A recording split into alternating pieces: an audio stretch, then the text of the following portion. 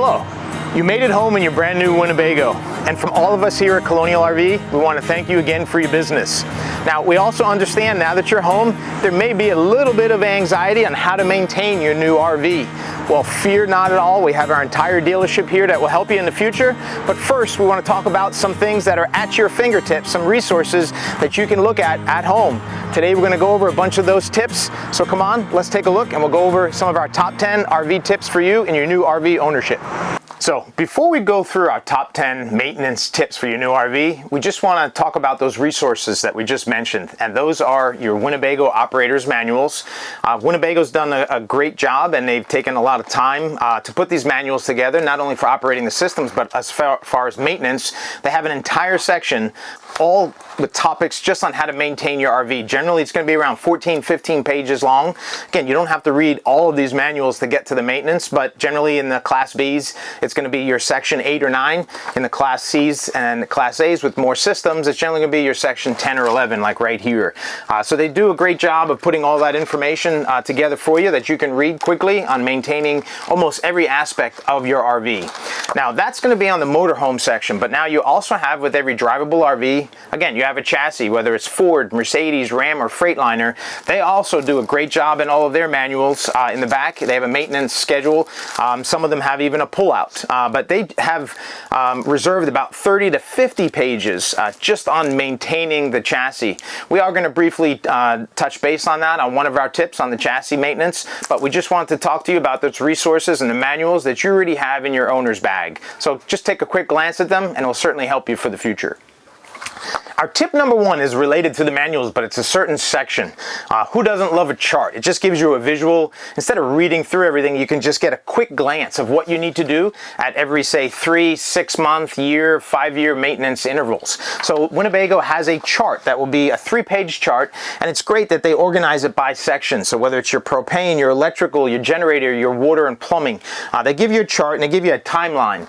So it's always great to have a chart, and we're not going to give you a test, but we want you to utilize this chart. Now, one thing to note, this is a chart that's going to be giving you an idea of what you need to do for maintenance for normal RV use. Not everybody lives in an RV or spends 6 months in it, but if you are going to be living in your RV, you're going to need to speed up these intervals of checking some of these systems because you're going to spend more time. Our maintenance tip number 2 is going to be safety, because you're going to want to get out and enjoy your RV and make sure you and your family are safe, just like your home and mine. Just like in everyone's kitchen in their home, you have a fire extinguisher. Every RV will have one, and you will want to, on a routine basis, check the date just to make sure that the fire extinguisher is still good, or else you just replace it. Inside the RV, you're going to have smoke detectors and CO2 detectors inside in the ceiling. These are not hardwired to the batteries of the RV, but they will have batteries. So as you can see, it has just a AA battery. You're going to go ahead and usually just like your home, whether it's the change of seasons, daylight savings, and then something like that twice a year or 3 times a year, check those batteries, make sure they're still good and they're still doing the job to keep you and your family safe. While we're on the topic of safety, our next maintenance tip is going to be your tires. Before you take any trip, there's a few things you're going to want to do just to make sure that your family is safe, and that includes, number 1, is the tire pressure.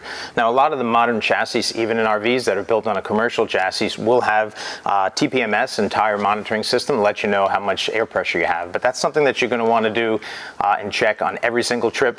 Me personally, I check my tire pressure as soon as I get in my car every day, just to make sure that I don't have a nail in the tire. So checking your tire pressure is very important, especially for long trips.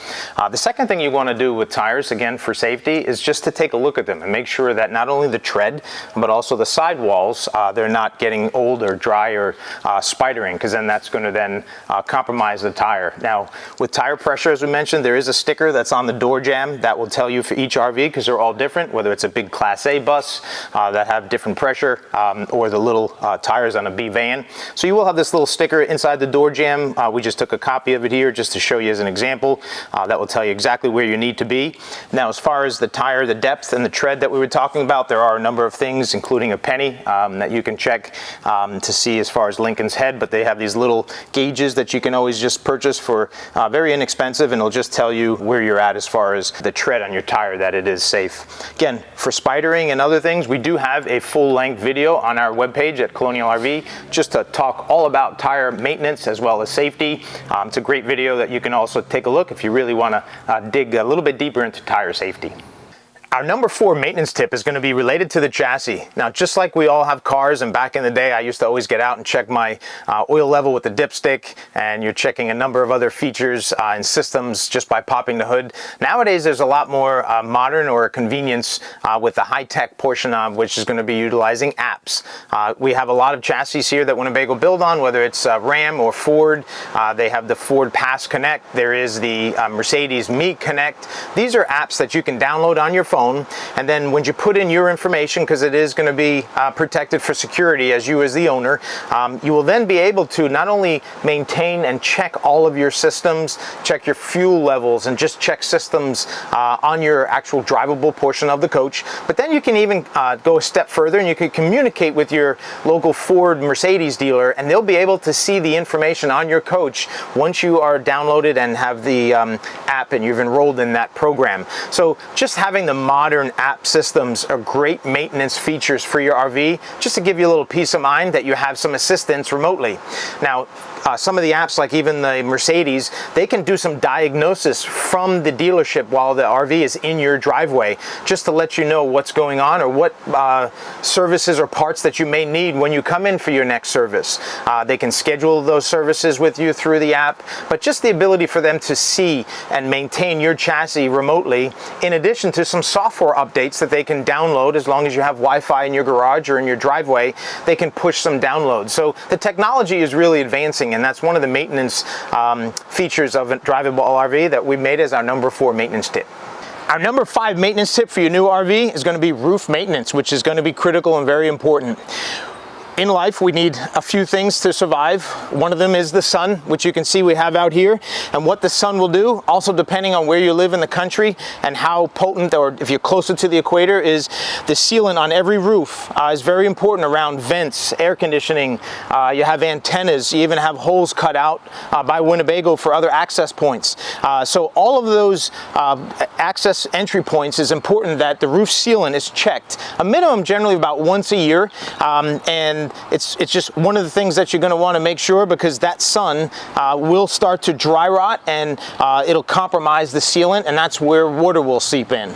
Now, we spoke about the sun, what that does, and now we're going to talk about the second thing, which is it is rain and water. The last thing you want is to have water penetrating those seals that we mentioned. With water, it's just going to create havoc on your RV as time goes on. Now, for RV dealers, there are 2 different types of caulking that you'll use. Something like a Sikaflex or even a Dicor, and they have different versions of it. Some of them are self-leveling, which you'll use on the top, so this rainwater won't get into the RV. As you go around the edges, there is non-leveling, because you don't want to have a leveling caulking that would just start to get itself in this rain, and then what it will do is it'll just fill all the cracks that are not level. But non-leveling will just drip down the side of the RV, so that's why they make 2 different products, to keep rain and water out of your RV. Our number 6 RV maintenance tip is going to be water usage. Now, we're going to do it in 2 parts: while in use and you're using RV, and when you're storing it. First, when you are using it, most RVs, all Class A, B, and C Winnebagos, they'll generally come with a water filter, which would be for your drinking water, which would stow generally right underneath this cabinet or underneath a bench seat. So these generally are good for about a year, and that'll keep your drinking water fresh, because obviously that's very important. Now, with any RV, when it's not in use, we want to talk about that, because you're going to have some tanks. Now, if you're not using your RV, your fuel tank, propane tank, it's quite all right to leave them half full or 3/4 or full over several months if you're not using the RV. But with water, you generally don't want to leave water in a fresh tank that's stowed underneath or inside the RV stagnant.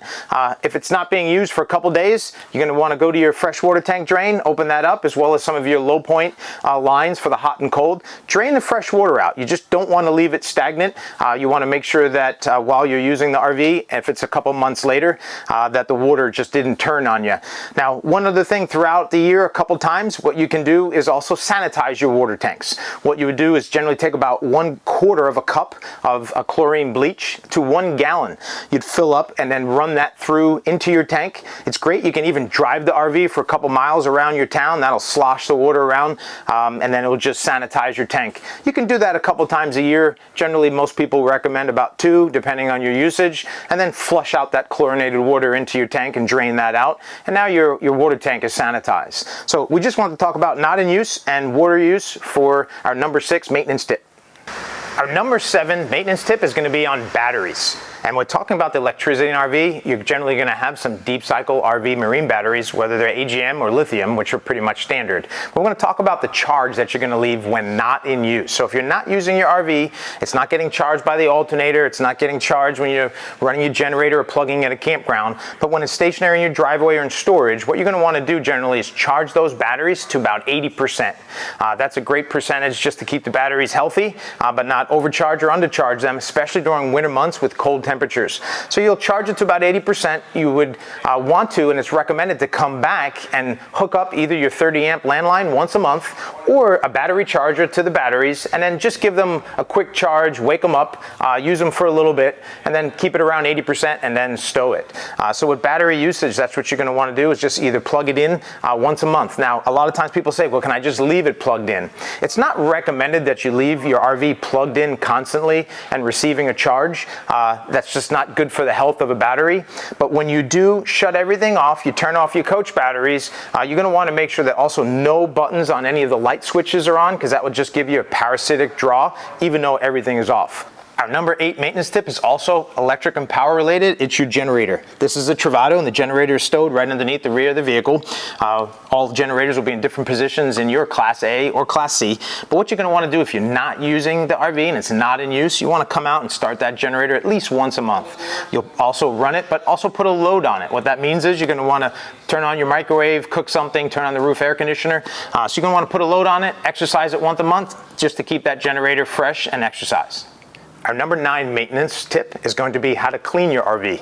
Now, many of us in our kitchen and our household cabinets have cleaners that have either citric acids or an acetic acid, meaning the orange and lemons. That's not going to do well for your RV and most automotive finishes, because they're made of high impact parts of plastic and different types of materials that don't do well when mixed in with those cleaners. So what you're going to use is something similar to this. We sell it here. It's a boat and RV wash. It's a mild soap and water. You're just going to clean your RVs with something like that. And if you did need to just take it up a notch just to clean a real grimy or buggy area, you can, but not on the entire RV. The other thing, as far as glass as well as headlights, anything with an ammonia base is not going to do well with glass, and especially with headlights. They're made up of a polycarbonate composition, and if you did use some type of an ammonia solution to clean that by accident, it would start to etch and haze your headlights. So using the right, and in this case mild, soap and water is really the best for your RV to keep it sparkling for many years to come. Our number 10 and last maintenance tip, again, for not in use, and this one's very important, but it's really rarely ever thought of, which is going to be sunlight coming into your RV when it's not in use. We're going to have curtains throughout the RV, and I've seen used RVs come in that will have some staining and discoloration from sunlight because the RV was sitting for several months. Sometimes that happens in our busy lives with work and family, that you're not using the RV. So what you want to do is just quickly go around, close all of the shades around the cab area, the motorhome. Just keep all of the sunlight out of the RV. It's also great for security, but we're talking about for discoloration to fabrics and leathers and ultra leathers that sometimes isn't thought of. So you want to go around, close all the shades when the RV is not in use. So RV maintenance is not difficult, and with a little help and some of the resources that we just went through in your manuals and some of those tips, it can be very easy to keep your RV, well, looking new and safe for many years to come. From all of us at Colonial RV, we do appreciate your business. Enjoy your new Winnebago, and if you have any questions, our entire team here at Winnebago in service, parts, as well as sales, we're available for you. 1-800-265-9019. Also, you can go ahead and take a look at our YouTube channel on our webpage at colonialrv.com. Like, share this video. Thanks again for your business, and from all of us at Colonial, at the Jersey Coast, enjoy your RV and safe traveling.